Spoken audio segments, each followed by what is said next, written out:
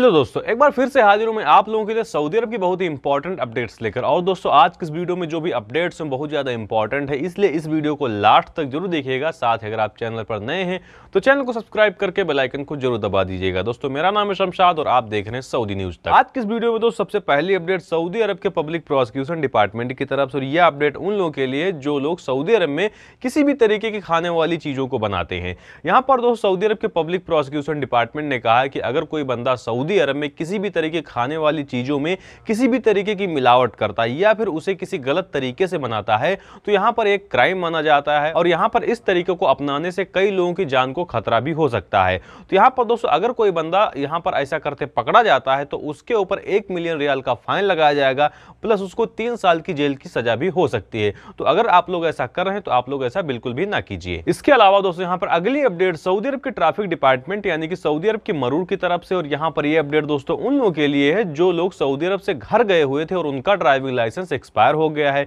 या फिर जो लोग सऊदी अरब में भी हैं और उनका ड्राइविंग लाइसेंस एक्सपायर हो गया है और उनको एक्सपायर हुए यहां पर 60 दिन से ज्यादा का समय बीत चुका है। यहां पर दोस्तों सऊदी अरब की मरूर से एक बंदे ने ट्विटर पे सवाल किया था जिसमें उसने पूछा था कि सर यहां पर मेरे ड्राइविंग लाइसेंस को एक्सपायर हुए 14 साल से अधिक का समय हो गया है और अब मैं उसको रिन्यू करवाना चाहता हूं, तो इसके लिए क्या प्रोसेस होगी। तो यहां पर दोस्तों सऊदी अरब के मरूर ने उस बंदे को रिस्पॉन्ड किया और उसके जवाब में यह बताया कि अगर एक बार आपका ड्राइविंग लाइसेंस यहां पर एक्सपायर हो जाता है तो सबसे पहले जब आप उसको रिन्यू करवाने जाएंगे तो वहां पर आपको एक डिले का फाइन देना पड़ेगा जो कि 100 रियाल पर ईयर होगा, यानी 1 साल का 100 रियाल आपको फाइन देना पड़ेगा अगर आपका डीएल जो है उसको रिन्यू करवाने में लेट हो गया है। उसके बाद दोस्तों आपका जो डीएल होगा उसकी फीस को पे करना पड़ेगा। उसके बाद यहां पर आपको आपका मेडिकल दोबारा करवाना पड़ेगा। उसके बाद ही यहां पर आपका जो डीएल है वो इशू होकर आ पाएगा। इसके साथ साथ दोस्तों यहां पर सऊदी अरब के मरूर ने एक चीज और बताई है कि अगर आप एक इंडिविजुअल अपशर यूजर हो तो यहां पर एक इंडिविजुअल अपशर यूजर से भी आप अपना डीएल को रिन्यू कर सकते हैं। इसके अलावा दोस्तों यहां पर अगली अपडेट सऊदी अरब की जवाजात की तरफ से, और यहां पर यह अपडेट दोस्तों उन लोगों के लिए है जो लोग सऊदी अरब में किसी भी तरीके के चरवाहे के प्रोफेशन में यहां पर काम करते हैं।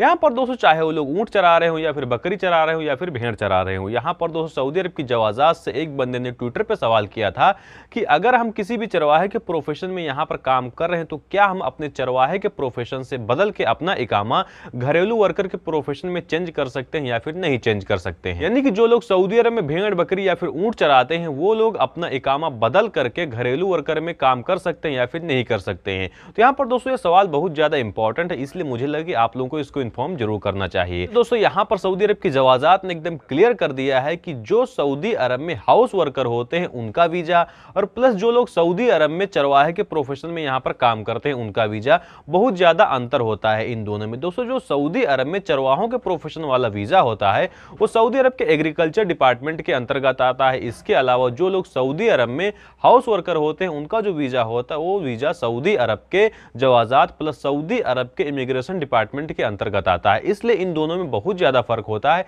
इसलिए ऐसा बिल्कुल भी पॉसिबल नहीं कि आप एक चरवाहे के वीजा से अपना इकामा सऊदी अरब में हाउस वर्कर के वीजा में कन्वर्ट करा सकते। इसके अलावा दोस्तों यहां पर अगली अपडेट इंडिया से है जो कि आईजीआई यानी कि इंदिरा गांधी इंटरनेशनल एयरपोर्ट की तरफ से। जैसा कि आप लोग को दोस्तों मालूम होगा कि इंडिया में कई केसेस पाए गए हैं जो कि कोरोना वायरस का नया वेरिएंट है। इसको लेकर इंडिया की जो इंटरनेशनल ट्रेवल गाइडलाइंस है उनको भी यहां पर अपडेट कर दिया गया है और कई सारे यहां पर चेंजेस भी लाए गए हैं। इसको देखते हुए यहां पर दोस्तों कल दिल्ली गवर्नमेंट ने एक अनाउंसमेंट की थी कि जो दिल्ली के सरकारी टीचर हैं उन टीचर्स को अब यहां पर डिप्लॉय करके आईजीआई एयरपोर्ट यानी कि इंदिरा गांधी इंटरनेशनल एयरपोर्ट पर तैनात किया जाएगा कोविड-19 की ड्यूटी करने के लिए, जो कि बहुत बड़ा फैसला था। लेकिन दोस्तों यहां पर इस अनाउंसमेंट के कुछ घंटे के बाद ही दिल्ली गवर्नमेंट ने इस फैसले को एकदम से विथड्रॉ कर लिया और यहां पर अब यह बताया गया है कि जो दिल्ली के सरकारी टीचर हैं वो लोग अब कोविड-19 की ड्यूटी करने आईजीआई एयरपोर्ट पर नहीं जाएंगे। अलावा दोस्तों यहां पर अगली अपडेट सऊदी अरब की एम्बेसी ढाका बांग्लादेश से। दोस्तों जैसा कि आप लोग को मालूम होगा कि 4 दिसंबर को एक न्यूज आई थी